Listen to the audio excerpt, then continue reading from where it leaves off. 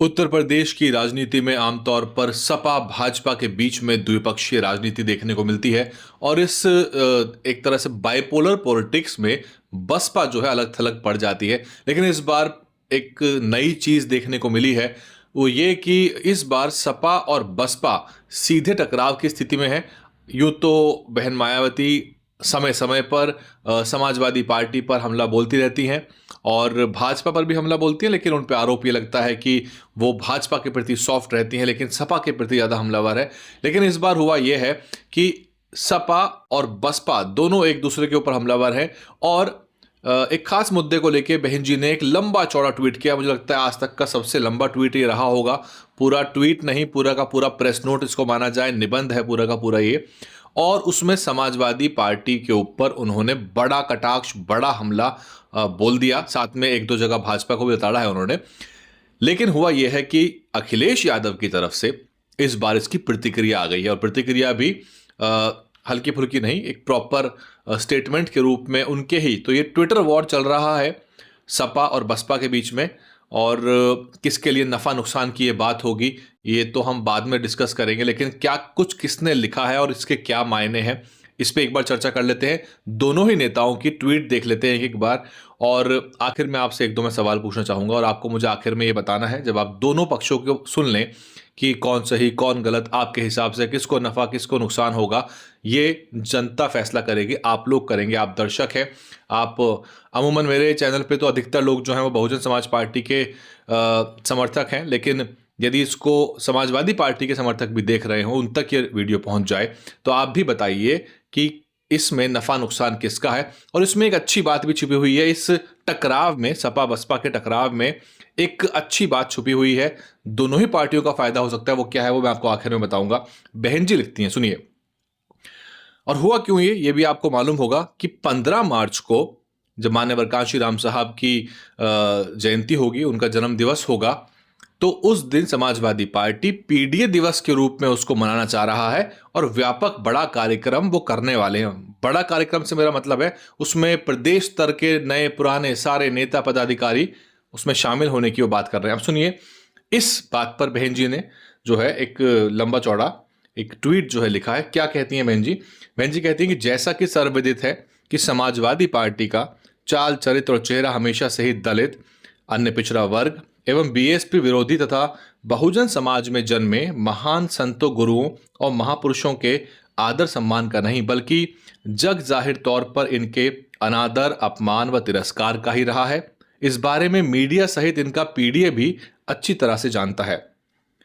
साथ ही बीएसपी के जन्मदाता एवं संस्थापक मान्यवर कांशीराम जी की जयंती पर सपा पीडीए दिवस मनाएगी, जो कि ये सपा की समय समय पर की जाने वाली विशुद्ध राजनीतिक नाटकबाजी के सिवाय कुछ भी नहीं है। अर्थात सपा का इस प्रकार का व्यवहार शुद्ध रूप से इन उपेक्षित वर्गों के वोटों का स्वार्थ हेतु केवल छलावा व दिखावा है। जैसा कि अन्य विरोधी पार्टियां भी इन वर्गों के वोटों के स्वार्थ की खातिर अक्सर कई मौकों पर ऐसे ही दिखावे व छलावे आदि करती हुई नजर आती हैं। वास्तव में दलित, अन्य पिछड़ा वर्ग व बीएसपी विरोधी रवैये के साथ साथ बहुजन समाज में जन्मे महान संतों, गुरुओं और महापुरुषों के अनादर, अपमान व तिरस्कारी रवैये तथा इन वर्गों के शोषण, अत्याचार व जुल्म ज्यादती आदि का लंबा इतिहास है, जिसे कभी भी भुलाया जाना मुश्किल ही नहीं बल्कि असंभव लगता है। वैसे सपा के इस जातिवादी इतिहास की शुरुआत खासकर सन 1993 में सपा व बीएसपी की गठबंधन से होती है, जब गठबंधन सरकार तथा दलितों एवं अन्य कमजोर वर्गों के लोगों पर अन्याय अत्याचार रोकने की पहली शर्त के बावजूद तत्कालीन सीएम श्री मुलायम सिंह यादव ने अपना रवैया नहीं बदला और जिसके फलस्वरूप अंततः बीएसपी को दिनांक 1 जून 1995 को सपा सरकार से अपना समर्थन वापस लेना पड़ा था। और फिर उसके बाद दिनांक 2 जून 1995 को लखनऊ स्टेट गेस्ट हाउस कांड कराकर मेरे ऊपर जो जानलेवा हमला कराया गया, वह सब काली क्रूरता सरकारी रिकॉर्ड के साथ साथ इतिहास के पन्नों में भी दर्ज है। इसी प्रकार बहुजन समाज में जन्मे महान संतों, गुरुओं और महापुरुषों के अनादर, अपमान व तिरस्कारी रवैये की भी काफी लंबी श्रृंखला है, जिसमें सपा को सत्ता में बैठाने वाले खासकर मान्यवर कांशीराम जी के आदर सम्मान से जुड़े मामले में उनके नाम पर नया जिला बनाने को सपा सरकार द्वारा बदल दिया गया था। तो मान्यवर साहब के नाम पे जो ज़िला बना था उसका नाम बदल दिया गया। और जब बीएसपी की सरकार ने कासगंज को ज़िला मुख्यालय का दर्जा व सम्मान देते हुए कांशीराम नगर नाम से नया ज़िला बनाया, तो वो यह वर्तमान सपा मुखिया श्री अखिलेश यादव के भी गले के नीचे नहीं उतरा, जिससे फिर सपा ने अपनी सरकार बनते ही घोर जातिवादी व द्वेषपूर्ण नीति एवं दलित विरोधी रवैया अपनाते हुए अन्य ज़िलों व संस्थानों के नामों की तरह इसका नाम भी बदल दिया, जो कि बहुजन समाज के साथ विश्वासघात ही नहीं तो और क्या है।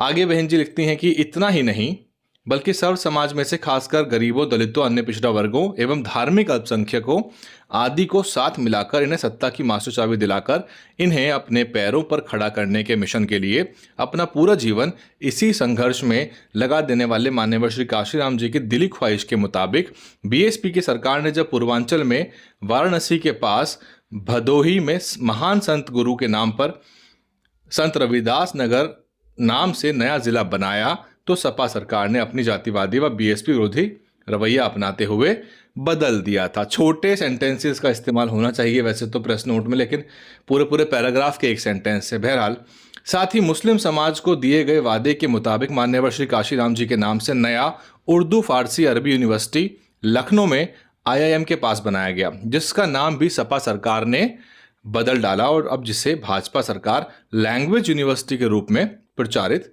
करती है। तो यहाँ बहन जी ने भाजपा को भी साथ में लपेट लिया है। और बहन जी लिखती हैं कि सहारनपुर में भी मान्यवर श्री काशीराम जी के नाम पर बनाए गए सरकारी अस्पताल का नाम भी सपा सरकार ने बदल दिया। क्या यही सब है सपा का मान्यवर श्री काशीराम जी के प्रति आदर व सम्मान?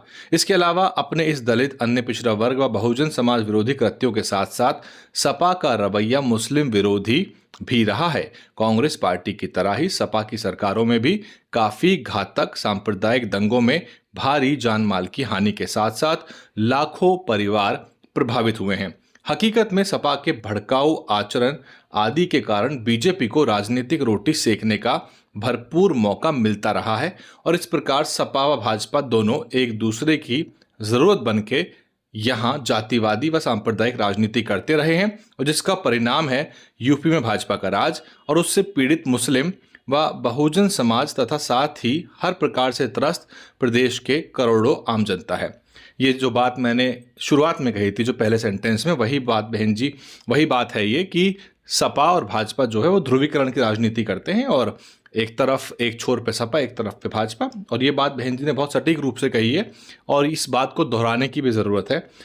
कुल मिलाकर सपा का दलित, अन्य पिछड़ा वर्ग, मुस्लिम व बहुजन समाज विरोधी जो जातिवादी व सांप्रदायिक रवैया शुरू से अभी तक भी रहा है, ये किसी से छिपा नहीं है। इसके साथ ही सपा लोगों को इस बात का भी जवाब दे कि बहुजन नायक मान्यवर श्री काशीराम जी को उनके जीते जी आदर सम्मान देना तथा बहुजन एकता के लिए उनके योगदान की सराहना करना तो बहुत दूर, बल्कि उनके देहांत के बाद एक दिन का भी राजकीय शोक घोषित करके उन्हें श्रद्धांजलि आदि क्यों नहीं दी गई। आदि क्या है बीच में जो आदि आता है, जो भी लिखता है ये बहन जी की एडिटिंग जो भी करता है, इसको जो ट्वीट आती है इसमें आदि वर्ड का क्यों इस्तेमाल कर लेते हैं आप लोग। आदि आता है जब बहुत सारी चीज़ें बताई जाती हैं, तो राजकीय शोक करके उन्हें श्रद्धांजलि आदि क्यों नहीं अर्पित की गई, यहाँ जरूरत नहीं थी आदि की। सपा बहुजन समाज को जवाब दे। अतः सपा के इन सब दलित विरोधी व जातिवादी कृत्यों को ध्यान में रखकर बहुजन समाज के लोगों को हमेशा सावधान रहना चाहिए, यही बीएसपी की अपील है। धन्यवाद। जय भीम, जय भारत। तो बहन जी ने लंबा चौड़ा जो है एक हमला समाजवादी पार्टी पे बोला। जाहिर सी बात थी कि मौका था, दस्तूर था, राजनीति है और राजनीति में एक दूसरे के ऊपर हमला बोलना लाजमी है, ज़रूरी है। और आम तौर पे बसपा जब भी समाजवादी पार्टी पे हमलावर होती है तो सपा की तरफ से बहुत ज़्यादा बड़े पलटवार निकल के नहीं आते हैं। इस बार भी अखिलेश यादव ने रिस्पॉन्ड किया है ट्वीट के ज़रिए, और क्यों ये दोनों पार्टियों के लिए अच्छी बात है। और इसमें बसपा कहाँ पर एक तरह से बसपा कहाँ पर गलती कर गई, या एक जो रिएक्शन निकल के आया बहुत बड़ा, उसके पीछे जो मूल समस्या है वो क्या है, वो मैं आपको थोड़ी देर में उससे अवगत कराना चाहूँगा। अखिलेश यादव जी ने भी लिखा है, वो लिखते हैं, पीडीए दिवस एक नई शुरुआत है जो सांकेतिक रूप से पीडीए समाज के उन सभी महान व्यक्तियों को समर्पित है जिन्होंने समाज के हर पीड़ित दुखी, अपमानित के मान सम्मान, उत्थान और बराबरी के लिए कभी भी किसी भी वर्चस्ववादी का साथ नहीं दिया। आज समस्त पीढ़ी समाज इस निर्णय से हर्षित और प्रसन्न है कि मान्यवर कांशीराम जैसे अनेक पीढ़ीय महापुरुषों के मिशन को सच में आगे बढ़ाने का संकल्प पुनर्जीवित किया जा रहा है। और सच तो ये है कि वो सब भी अंदर ही अंदर बेहद खुश हैं, जो कि किसी मजबूरीवश अपना पक्ष स्पष्ट रूप से नहीं रख पा रहे हैं, या वो कहने पर मजबूर हैं जो वो कभी भी कहना नहीं चाहते। और वो आगे लिखते हैं कि ज़रूरी नहीं कलम जिसकी हो, लफ्ज़ भी उसके हों। तो ये बहुत बड़ा हमला बसपा के ऊपर बोला है, और ये मतलब इशारों में ही सही और सांकेतिक रूप से ही सही। लिखते हैं, ये सदैव नहीं होता कि जो लिख रहा है शब्द उसी के हों, ना ही हमेशा ये होता है कि बात से जो अर्थ निकले वही उसका भाव भी हो। कभी कभी लिखने वाला और लिखवाने वाला अलग भी होते हैं। अक्सर समाज में बांटकर अपनी सत्ता बरकरार रखने के लिए नकारात्मक विभाजनकारी सियासी ताकतें इस तरह की साजिशें करती हैं और लोगों को मजबूर भी करती हैं। हम जिन बड़ों का सम्मान करते हैं उनसे सहानुभूति भी रखते हैं। हम अपने बड़ों और मुंह बोले संबंधों को सदैव मन से निभाते हैं। ऐतिहासिक तिरस्कार के कारण पीड़ा के एक सूत्र में बंधे हम सब एक ही हैं। हम सब पीड़ित हैं, क्योंकि हम सदैव कहते हैं, आज फिर कह रहे हैं, जो पीड़ित है वो पीड़ित है। तो ये है अखिलेश यादव का रिस्पॉन्स। और आपने देखा कि उन्होंने जो सबसे ज़्यादा तीखा हमला बोला है वो ये कि ज़रूरी नहीं कि कलम जिसकी हो, लफ्ज़ भी उसी के हों। तो इशारा साफ तौर पे बसपा की तरफ है, और कहना वो ये चाह रहे हैं कि ये सब जो है, जो बसपा लिख रही है, वो लिखवाया जा रहा है। अब सवाल है कि मान्यवर कांशीराम साहब की विरासत किसकी, ये अलग चर्चा का विषय है। इस पे अलग से ही चर्चा की जाएगी। इस पूरे घटनाक्रम पे दोनों ही पक्षों की आपने बात सुनी, सपा और बसपा। हालांकि ऐतिहासिक रूप से सपा को डिफेंड करने के लिए बहुत कठिनाइयां आएंगी। अगर बसपा वाकई में अगर सिस्टमैटिक तरीके से सपा पे हमलावर हो जाए तो समाजवादी पार्टी से जवाब देते नहीं बनेगा। जिलों के नाम बदले, संस्थानों के नाम बदले, मेडिकल कॉलेज, यूनिवर्सिटी, सबके नाम बदल दिए। एक बहुजन समाज का महापुरुष भी उनको गवारा नहीं हुआ। जो ये सम्मान की आज बातें कर रहे हैं, तो सपा की राजनीति में विरोधाभास भरा हुआ है। दिक्कत यह है कि बहुजन समाज पार्टी और सपा का बहुत बड़ा वोट बैंक कॉमन है। जो लोग ये सवाल करते हैं कि बहन जी सपा पे क्यों हमलावर होती हैं, तो उत्तर प्रदेश में तो वन वर्सेस ऑल सब तरफ से है। भाजपा का मुकाबला भी सबसे है, सपा का मुकाबला भी सबसे है, और बसपा का मुकाबला भी सबसे है। हालांकि बसपा अपनी जमीन खोती जा रही है। बसपा की जमीन चुनाव दर चुनाव खिसकी है, और अब 27 में क्या होगा, कितनी वापसी बसपा करेगी, ये चुनौती भरा कार्य बसपा के सामने है। लेकिन सवाल यह है कि जब मान्यवर कांशीराम साहब का, मैं इसमें आपको हल्की हिंट दे देता हूं, पूरी चर्चा इसमें करेंगे तो बहुत लंबी ये वीडियो बन जाएगी। विश्लेषण तो मैंने किया नहीं, केवल तथ्य आपके सामने रखे हैं। बस एक जो मैंने आपको शुरू में बताया था कि ये अच्छी बात इसलिए हो सकती है दोनों पार्टियों के लिए कि जो द्विपक्षीय, हालांकि सपा नहीं चाहेगी कि वो बसपा के साथ सीधे टकराव की राजनीति में आए, और बसपा जो है वो उसको बहुत वॉकओवर दे देती है, क्योंकि बसपा की राजनीति डायनामिक नहीं है, उतनी एक्टिव नहीं है। और आजकल की जो राजनीति, जो मैं बार बार दोहराता हूं, जो मैंने पहले भी कहा है कि रोज कुआं खोदो रोज पानी पियो की राजनीति है। रोजाना आपको कुआं खोद के पानी पीना है, यानी कि every day starts with a zero. आपको रोज कुछ ना कुछ हासिल करना है, और आपको वन अप करना है, आपको वन अप करना है, आपको जो अपना लेवल अप करना है। और आपको शाम के टाइम जिस तरह से स्टॉक मार्केट क्लोज होती है, उसी तरह राजनीति की बुक्स भी क्लोज होती हैं। पता चलता है कि आज राजनीति की बाजी कौन जीता कौन हारा, किसका नफा किसका नुकसान हुआ। और इसमें फायदा बसपा का ज्यादा है अगर इस तरह का टकराव सपा के साथ रखे और भाजपा के साथ भी रखे, और रोजमर्रा के मुद्दों पर लगातार लताड़े कोसे टारगेट करे और उनको उनके पुराने कृत्य याद दिलाए, तो इससे दिक्कत आएगी। बस बसपा की समस्या है कि बसपा इतनी बड़ी ट्वीट लिख देती है और फिर उसको छोड़ देती है। राजनीति जो है कॉन्टिन्यूटी का नाम है, आज की राजनीति अलग हो चुकी है। और अखिलेश यादव तो अपने कार्यालय के जहां ऑडिटोरियम है, जहां से प्रेस कॉन्फ्रेंस करते हैं, आए दिन प्रेस कॉन्फ्रेंस करते हैं, क्योंकि उनको पता है कि उन्होंने अपरेटस बना लिया है, उन्होंने इन्वेस्टमेंट सही जगह पे की है। पैसा बसपा भी खर्च करती है, लेकिन बसपा उन चीज़ों पे खर्च नहीं करती जो आज के सोशल मीडिया के आईटी के टूल्स हैं। एआई के ज़माने में बसपा पर्चे तक सीमित हो गई है और ज़मीनी गतिविधियां कहाँ क्या चल रही हैं उसको बताने के लिए कोई मैकेनिज्म नहीं है। बहरहाल उसको चर्चा नहीं करेंगे। मैं सैकड़ों बार बोल चुका हूं, कुछ लोगों के समझ में आता है, कुछ लोगों के समझ में नहीं आता है। और फिर जब 27 में चुनाव परिणाम बसपा के खतरनाक आएंगे, फिर वो कहेंगे आपने बताया नहीं। मैं बता रहा हूं पहले से आपको कि बसपा को बहुत काम करने की ज़रूरत है। इससे द्विपक्षीय राजनीति में बसपा का बहुत फायदा हो सकता है, क्योंकि ये सपा और बीजेपी की रस्साकसी से निकल के यूपी की राजनीति बसपा सपा और बसपा भाजपा के बीच में अगर ये खींचतान चलती है तो इस बहाने बसपा रोजाना चर्चा में बनी रह सकती है। और जो बसपा का दर्शक है वो बसपा को चर्चा में देखना चाहता है, बसपा को एग्रेसिव देखना चाहता है और वो बहन जी का पुराना एग्रेसिव रूप देखना चाहता है। उसका जो जो कनेक्शन था बहन जी से, बसपा से, वो पुराना जो रूप था, वो चाहता है कि उसी तेवर में, उसी तलखी के साथ और उसी अंदाज में बहन जी दोबारा लौटे। और 27 में बड़ा तबका उत्तर प्रदेश का, दलित समाज का भी, गैर दलित वर्ग का भी, ओबीसी का भी, बहुत सारे लोग बसपा को चाहते हैं जिन्होंने बसपा का शासन देखा है।